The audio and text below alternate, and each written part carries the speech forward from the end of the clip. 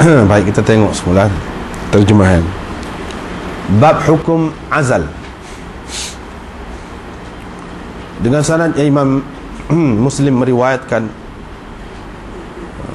dari Ibni Muhayriz, katanya aku dengan Abu Sirmah pergi menemui Abu Sa'id Al-Khudri. Lalu Abu Sirmah bertanya beliau, katanya, wahai Aba Sa'id, adakah engkau pernah mendengar Rasulullah sallallahu alaihi wasallam menyebut tentang azal? Abu Sa'id berkata, ya, kami pernah berperang bersama Rasulullah sallallahu alaihi wasallam. Kami telah ikut berperang bersama Nabi sallallahu alaihi wasallam dalam peperangan Bal Mustaliq. Kami telah menawan wanita-wanita Arab yang terhormat, yang mulia. Fatalat alaina al-uzbah. Keadaan terpisah dari isteri-isteri telah lama kami alami. Waraghibna fil fida, tetapi kami mahu harta. Fa aradna an nastamti'a wa na'zil, maka kami mahu menikmati perempuan-perempuan itu, tetapi dengan melakukan azal. Kami pun berkata, adakah kita akan melakukan yakni sesuatu ketika Rasulullah sallallahu alaihi wasallam masih ada lagi di kalangan kita dan kita tidak bertanya beliau? Maka kami pun bertanya Rasulullah sallallahu alaihi wasallam. Lalu Nabi sallallahu alaihi wasallam bersabda, la alaikum alla taf'alu. Apa salahnya kalau kamu tidak lakukan? Ma kataballahu khalqa nasamatin. Tidak Allah putuskan untuk menjadikan sesuatu makhluk, seseorang manusia, khalqa nasamatin, seseorang manusia yang akan terjadi, yang akan lahir hingga ke hari kiamat, melainkan pasti ia akan lahir juga. Dalam riwayat satu lagi serupa dengan makna hadis Rabi'ah yang sebelum ini, cuma dia kata fa innallaha kataba man huwa khaliqun ila yaumil qiyamah.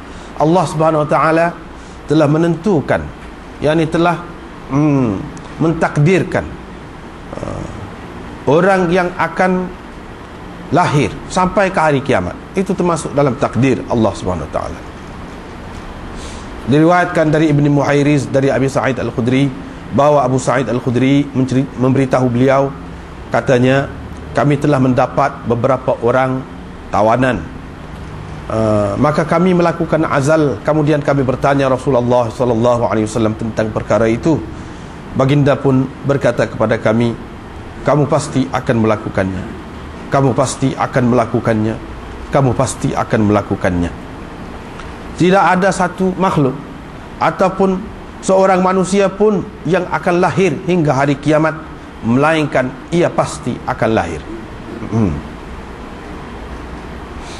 Diriwayatkan dari Abi Sa'id Al-Khudri, katanya, ini daripada Ma'bad bin Sirin dari Abi Sa'id Al-Khudri, qala qultu lahu, saya berkata kepadanya, adakah engkau mendengar, ini perawi di bawah lagi, Anas bin Sirin dari Ma'bad bin Sirin. Qala, kata Anas bin Sirin, saya berkata kepadanya, yakni kepada Ma'bad bin Sirin, adakah engkau telah mendengar dari Abi Sa'id Al-Khudri? Ya, kata dia. Dia berkata, ya, dari Nabi SAW. Qala la alaikum. Nabi SAW bersabda, apa salahnya kalau kamu tidak lakukan? Fa innama huwal qadar, semuanya sudah ditakdirkan. Diriwayatkan dari Anas bin Sirin dengan sanad tadi juga serupa itu juga, cuma dalam hadis mereka ini, dalam isnad ini dari Nabi sallallahu alaihi wasallam, baginda menyebutkan tentang azal itu, la alaikum alla taf'alu.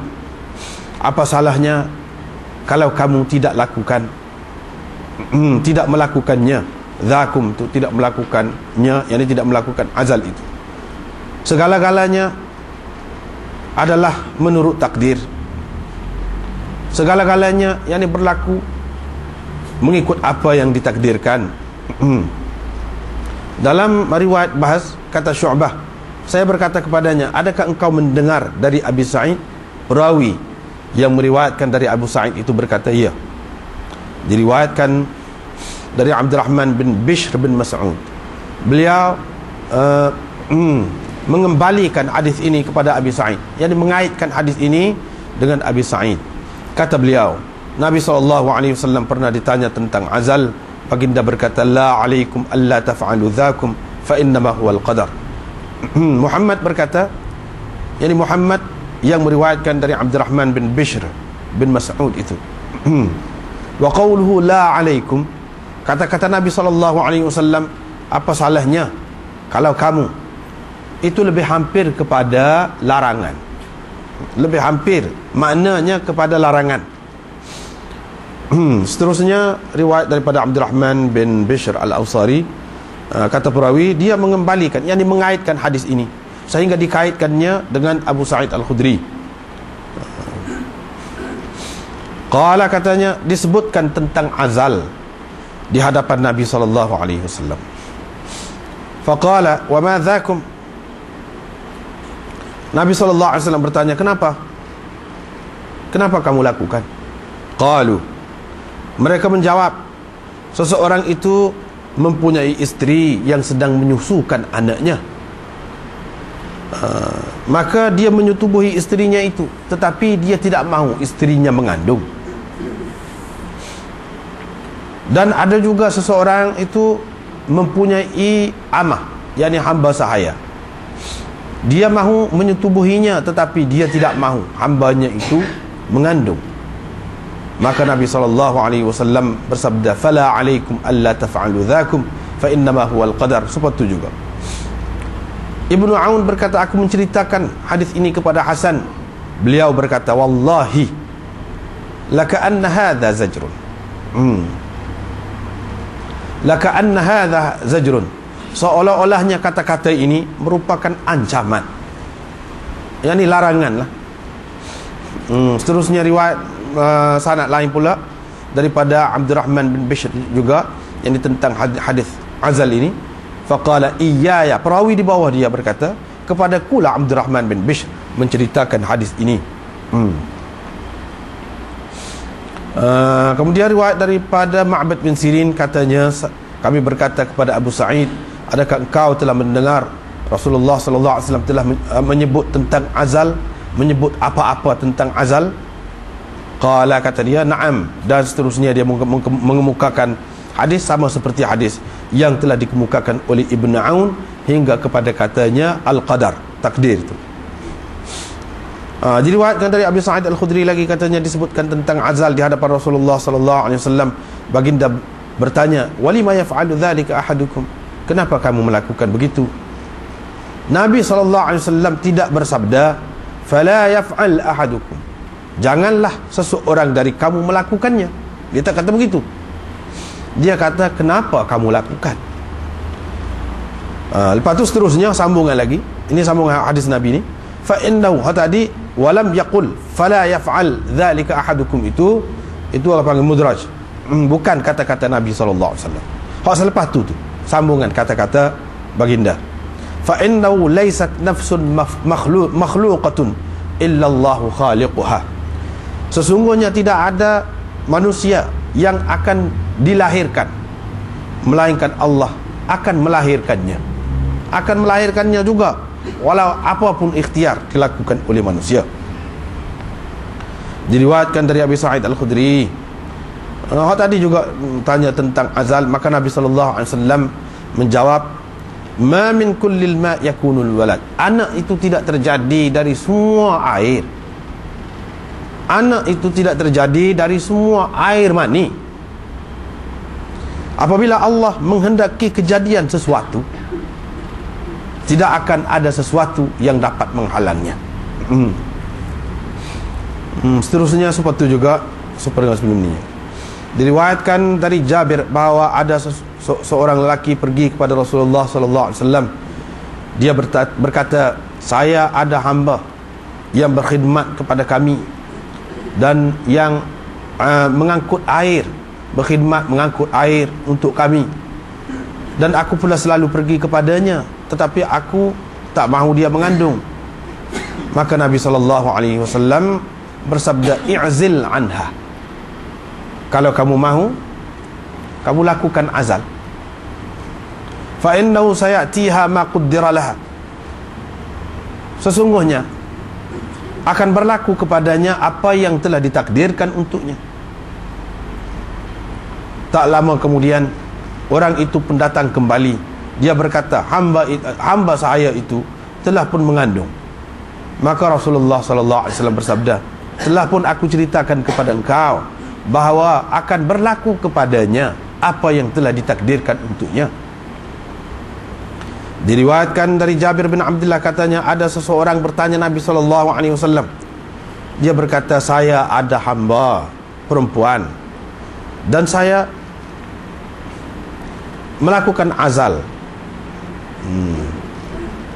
Maka Rasulullah SAW bersabda, itu tidak akan sekali-kali dapat menghalang sesuatu yang Allah kehendaki.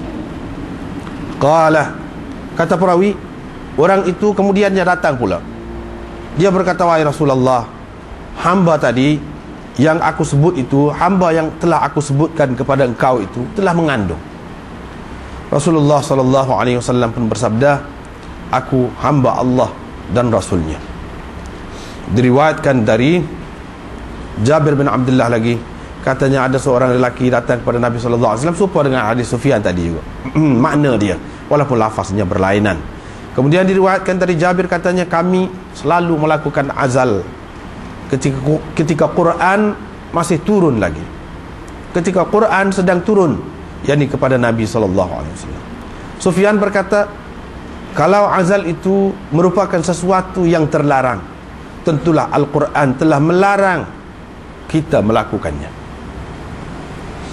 Kemudian dari Atha, katanya saya telah mendengar Jabir berkata, kami selalu melakukan azal di zaman Rasulullah SAW.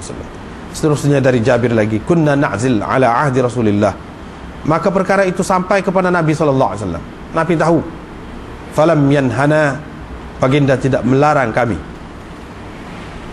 Babu tahrimi wat'il hamil al-masbiyah, ini bab haram menyetubuhi perempuan tawanan yang mengandung,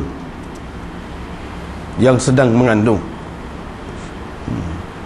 Diriwayatkan dari Abi Darda dari Nabi SAW bahawa baginda pernah pergi, ata bimra'atin, telah membawa pergi seorang perempuan yang sedang mengandung ke satu pintu kepada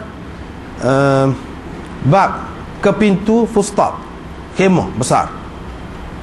Faqala, maka ada seseorang, adalah orang berkata, la'allahu yuridu an yulimma biha, agaknya dia mahu menyetubuhinya, dia kata. Faqalu, yang lain-lain pula kata, iyalah. Faqala Rasulullah sallallahu alaihi wasallam, Rasulullah sallallahu alaihi wasallam pun bersabda, dekat-dekat aku, hampir aku, atau ingin sekali nak sangat aku melaknat orang yang berkata begitu, sehingga laknat itu akan masuk bersamanya ke dalam kuburnya. Bagaimana dia akan mewarisinya? Bagaimana ia akan mewariskannya padahal ia tidak halal kepadanya? Bagaimana ia akan membuatnya sebagai pelayan sedangkan ia tidak halal kepadanya? Seterusnya, ini bab keharusan ghilah, iaitu menyetubuhi perempuan yang sedang menyusu, dan larangan melakukan azal. Diriwayatkan dari Aisyah dari Judamah binti Wahab al-Asadiyah bahawa beliau mendengar Rasulullah SAW bersabda, ingin benar aku